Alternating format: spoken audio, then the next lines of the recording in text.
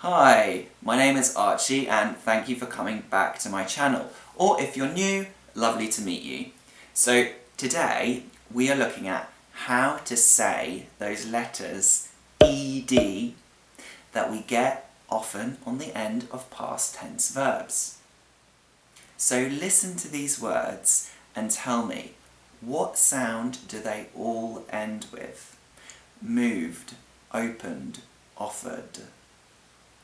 All of these words end with a d sound. Moved, opened, offered. What about these words? Asked, crossed, finished. All of these words end with a t sound. Asked, crossed, finished. And what about these words? Started, wanted, needed. All of these words end with an id sound. Started, needed, wanted. But all of these words end with ed. Why do we have 3 different pronunciations? Yup, sorry, that's English. English is not a phonetic language, so we don't always know how to say a word because of its spelling. However, what if I told you there is a rule for this? There is a way for you to know how these words are said without just practicing and remembering them. Let's start with the t sound. We make a t sound when our verb ends with a voiceless sound. Okay, what's a voiceless sound? When our voice box vibrates, we are making a voiced sound. And when it doesn't vibrate, we are making a voiceless sound. Let me show you. So put your hand here and say the sound S. Now say the sound Z. Now, which one did you feel make your voice vibrate? It should be the Z. That makes your voice box vibrate. So that is a voiced sound. Whereas S doesn't make your voice box vibrate, so that is a voiceless sound. So when we have a voiceless sound at the end of a verb, we finish it with a t sound.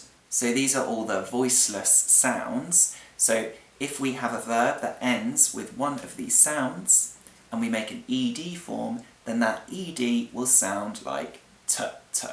Kissed, liked, stopped, walked. So all of these end with a t. Kissed has a s, so that is a voiceless s, so we end with t. Liked, walked, and stopped all end with a voiceless sound. You can see like, it doesn't end with a K, it's not the last letter, but it is the last sound. So we're thinking about the sounds here and not the letters. So when do we make a d sound for an ed verb ending? We make a d sound when our verb ends with a voiced sound. Here are some voiced sounds. These are most of them, but not all of them. Don't try and remember all of these. Just remember the rule. When there's a voiced sound, we end with a d. And we can test it by placing your hand here, making the sound, and knowing, is it voiced or is it voiceless? So for example, played, closed, showed, loved, tried. All of these verbs end with a voiced sound, so we finish them with a d sound at the end. Notice here that we have closed. Now this has an S, but it's not an S sound. It's a Z sound, which is voiced. Compare that with kissed, which has a S sound, which is voiceless. So for that one, we use a T at the end. Now we've come to the last sound, and you will be happy to hear that this one is the easiest to remember. When do we say id? We make an id sound when the verb ends with a T or a D sound. So for example, waited, needed, hated, ended. All of these verbs end with a t or d sound, so we add id at the end. Why do we do this?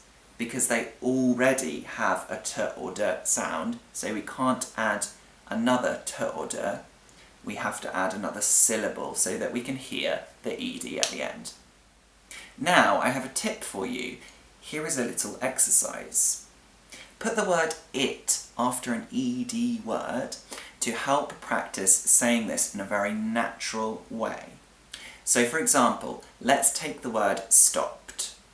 Now stopped is voiceless, so it has a t sound at the end. Now try to say the sentence, he stopped it. Because of something called elision, the two sounds in stopped and it come together, and we really say stopped it, not stopped it, but stopped it. So let's try with one word from each category. He stopped it, stopped it. He moved it, he moved it. This time it's dit at the end, he moved it. And the last one, he hated it, he hated it, he hated it, he hated it. I hope that is all clear for you. Thanks for joining me today, and remember to like this video and subscribe if you want to take your